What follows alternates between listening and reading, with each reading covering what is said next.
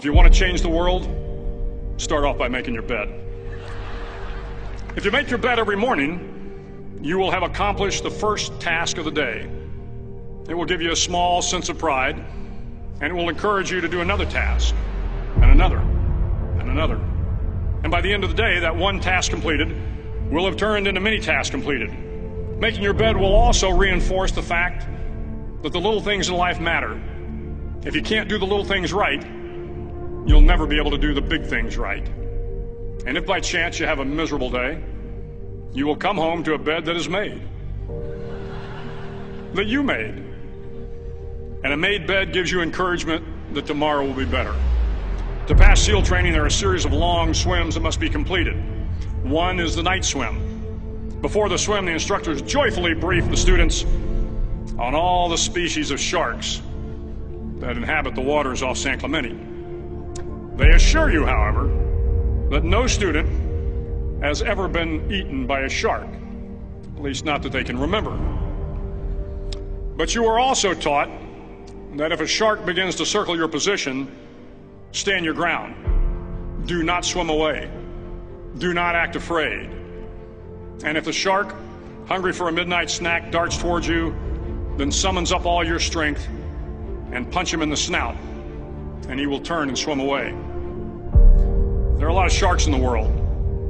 If you hope to complete the swim, you will have to deal with them. So if you want to change the world, don't back down from the sharks.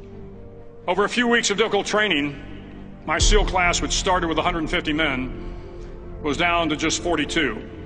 There were now 6 boat crews of 7 men each. I was in the boat with the tall guys, but the best boat crew we had was made up of the little guys, the Munchkin crew, we called them. No one was over 5'5". The Munchkin boat crew had 1 American Indian, 1 African American, 1 Polish American, 1 Greek American, 1 Italian American, and 2 tough kids from the Midwest. They out-paddled, outran, and outswam all the other boat crews. The big men in the other boat crews would always make good-natured fun of the tiny little flippers the Munchkins put on their tiny little feet prior to every swim. But somehow these little guys from every corner of the nation and the world always had the last laugh, swimming faster than everyone and reaching the shore long before the rest of us. SEAL training was a great equalizer. Nothing mattered but your will to succeed, not your color, not your ethnic background, not your education, not your social status.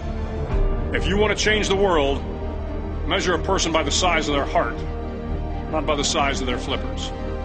The 9th week of training is referred to as Hell Week. It is 6 days of no sleep, constant physical and mental harassment, and 1 special day at the Mud Flats. The Mud Flats are an area between San Diego and Tijuana where the water runs off and creates the Tijuana Sloughs, a swampy patch of terrain where the mud will engulf you. It is on Wednesday of Hell Week that you paddle down to the mud flats and spend the next 15 hours trying to survive the freezing cold, the howling wind, and the incessant pressure to quit from the instructors. As the sun began to set that Wednesday evening, my training class, having committed some egregious infraction to rules, was ordered into the mud. The mud consumed each man till there was nothing visible but our heads. The instructors told us we could leave the mud if only 5 men would quit. Only 5 men, just 5 men, and we could get out of the oppressive cold. Looking around the mud flat, it was apparent that some students were about to give up. It was still over 8 hours till the sun came up. 8 more hours of bone-chilling cold. The chattering teeth and the shivering moans of the trainees were so loud, it was hard to hear anything. And then one voice began to echo through the night. One voice raised in song. The song was terribly out of tune, but sung with great enthusiasm. One voice became 2, and 2 became 3, and before long, everyone in the class was singing. The instructors threatened us with more time in the mud if we kept up the singing, but the singing persisted, and somehow the mud seemed a little warmer, and the wind a little tamer, and the dawn not so far away. If I have learned anything in my time traveling the world, it is the power of hope. The power of one person, a Washington, a Lincoln, King, Mandela, and even a young girl from Pakistan, Malala. One person can change the world by giving people hope. So if you want to change the world, start each day with a task completed. Find someone to help you through life. Respect everyone. Know that life is not fair and that you will fail often.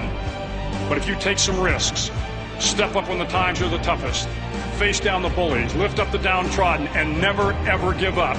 If you do these things, the next generation and the generations that follow will live in a world far better than the one we have today.